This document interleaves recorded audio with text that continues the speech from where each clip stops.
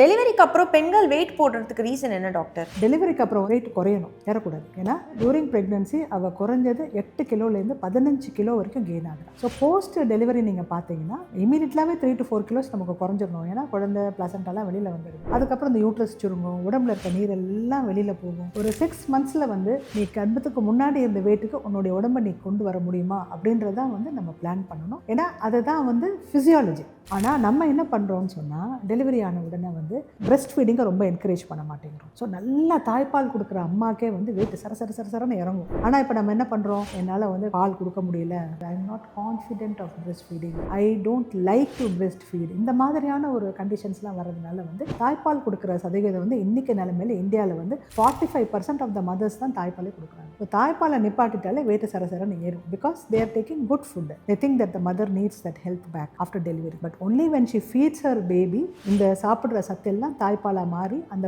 உடம்பையும் ஹீல் பண்ணும், அந்த உடம்பு வெயிட் ஆகாமையும் பார்க்கும். So this is what I see. Please go to gym, please do your exercise, calculate your diet, make a diet chart. இவங்களெல்லாம் சாப்பிடக்கூடாது, நீ நிறைய எக்ஸ்ட்ரா சாப்பிட்ற போல இருக்குது. ஸோ அவங்களோட ஹெல்ப் எடுத்து அடுத்த ஒரு 6 மாதத்தில் குழந்தை 1 வயசு ஆங்காட்டும் go back to your pre pregnancy வெயிட்னு சொல்லிட்டு ஸ்ட்ரிக்டாக I try to tell our patients. Actually அந்த 1 வருஷத்துக்குள்ளே குறைக்க முடியாதவங்க அதுக்கப்புறம் ரொம்ப ஸ்ட்ரகிள் பண்ணுவாங்க அந்த வெயிட்டை குறைக்கிறதுக்கு. இதெல்லாம் பண்ணும்போது இந்த மாதிரி வெயிட் கெயின் ஆகிற விஷயங்களை நம்ம தாராளமாக கற்றுக்கணும்.